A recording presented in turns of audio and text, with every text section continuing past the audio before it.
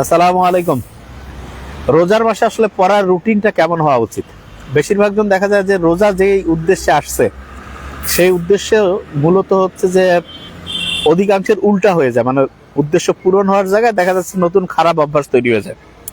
তো রোজার মাসে দেখা যায় যে বেশিরভাগ জন করে কি, যে সারা রাত জেগে থাকে, ফজরের পরে হচ্ছে ঘুমাইতে যায়, ঘুম থেকে উঠে 12টা 1টায়, এরপরে হচ্ছে যে কিছু করতে করতে এই বিকালের দিকে রেস্ট করে, রিল্যাক্স করে, সন্ধ্যার পরে খাওয়া দাওয়া করে আবার দেখা যাচ্ছে যে কিছু ঘোরাঘুরি করলো, করে আবার 9টা 10টার পরে তারাবির পরে পড়া শুরু করে এবং ওই 3টা 4টা পর্যন্ত সেহরির আগ পর্যন্ত পড়ে আবার হচ্ছে খাওয়া দাওয়া করে আবার হচ্ছে মানে ফজর থেকে একদম জোহর পর্যন্ত ঘুমাইলো, উঠলো, উঠার পরে বিকাল টাইমটা এমনিতে অপচয় হলো। তো এই রুটিন যারা ফলো করে তাদের দেখা যায় একদিনের সর্বোচ্চ আমার মনে হয় যে সে 3 থেকে 4 ঘন্টা টাইম ঠিকভাবে কাজে লাগায়, এবং এই 3 থেকে 4 ঘন্টা খুব প্রোডাক্টিভ যে কাজে লাগানো সেটা না। আমি রোজার ক্ষেত্রে আদর্শ আইডিয়াল যে রুটিনটা আমি কোনটা ফলো করি সেটা একটু বলি। যেমন আমার যারা ব্যাচের স্টুডেন্ট তারা জানে যে আমি সাধারণত দুপুরের দিকে 2:30টার দিকে ক্লাস রাখি, আমার যখন হচ্ছে যে রোজার মাস বাদে অন্য সময়।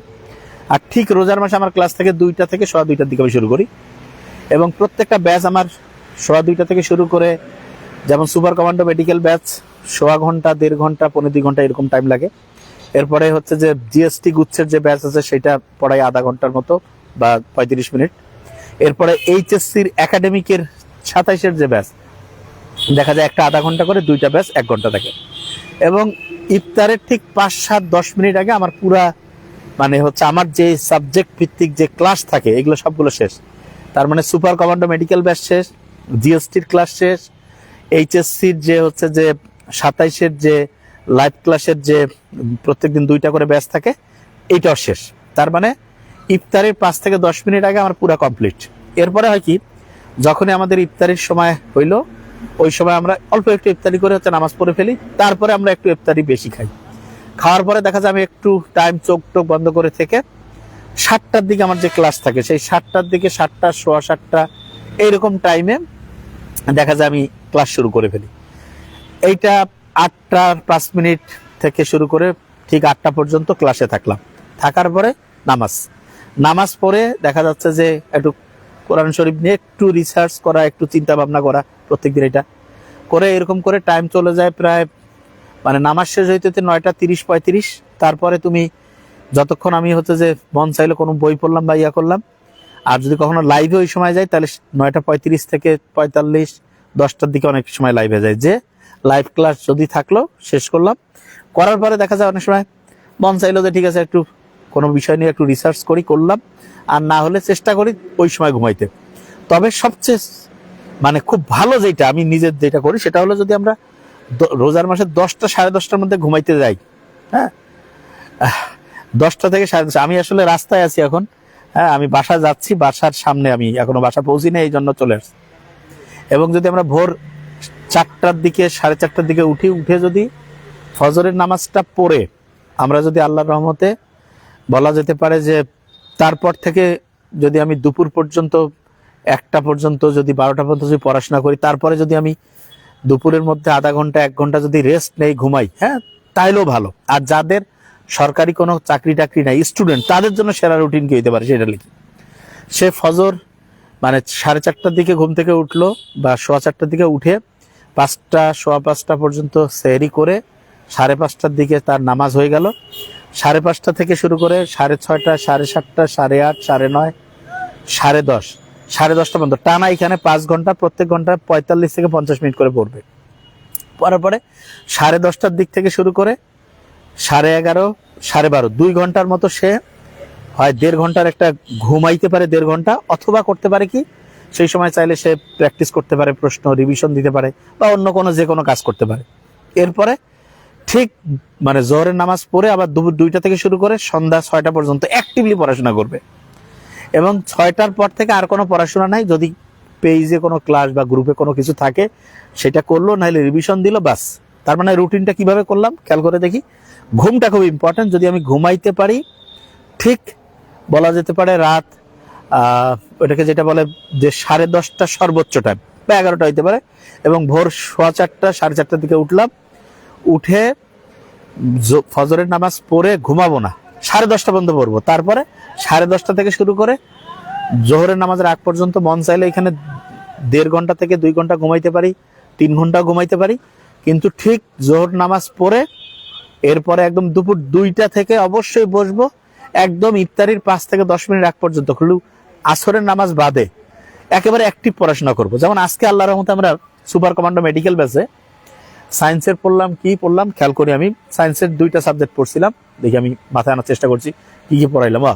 কর্মমুখী রসায়ন পড়িয়েছি, আর একটা পড়াইলাম জিনতত্ত্ব বিবর্তন, তার সাথে পড়িয়েছি হচ্ছে জৈব রসায়ন, এরপরে পড়েছি ইংলিশের ভোকাবুলারি, অ্যাপ্রোপ্রিয়েট প্রিপোজিশন, ফিজিক্সের ম্যাথ, কেমিস্ট্রির ম্যাথ, এরপরে হচ্ছে যে বাংলাদেশ বিষয়াবলী, সাধারণ জ্ঞানের, আন্তর্জাতিক বিষয়াবলী, এবং টাইম লাগছে সম্ভবত 1 ঘন্টা 10 কি 12 মিনিট, মানে 100 ঘন্টার মধ্যে শেষ হয়েছে। তাই স্টুডেন্ট আজকে বললো যে আজকের একটা পড়ার নতুন সিস্টেম বের করছিলাম, সবাই বললো যে ভাই এই সিস্টেমটা তো আরো বেশি ইফেক্টিভ। তার মানে পড়াশোনা নিয়ে রিসার্চ করলে আস্তে আস্তে বের হয়। এবং খুব ইন্টারেস্টিং জিনিস, একটা স্টুডেন্ট যখন পড়া অল্প সময় বেশি পরিমাণ পড়তে পারবে, তখন সে বেশি পরিমাণ টাইম তার বেঁচে গেল, ওই বেঁচে যাওয়া টাইমে সে বেশি পরিমাণ রিভিশন দিতে পারবে, বেশি পরিমাণ প্রশ্ন প্র্যাকটিস করতে পারবে, বেশি পরিমাণ এক্সাম দিতে পারবে। বেশি প্র্যাকটিস, বেশি পরীক্ষা, বেশি রিভিশন, এই 3টা যে কোনো পরীক্ষায় সেরা হওয়ার সবচেয়ে সহজ ফর্মুলা।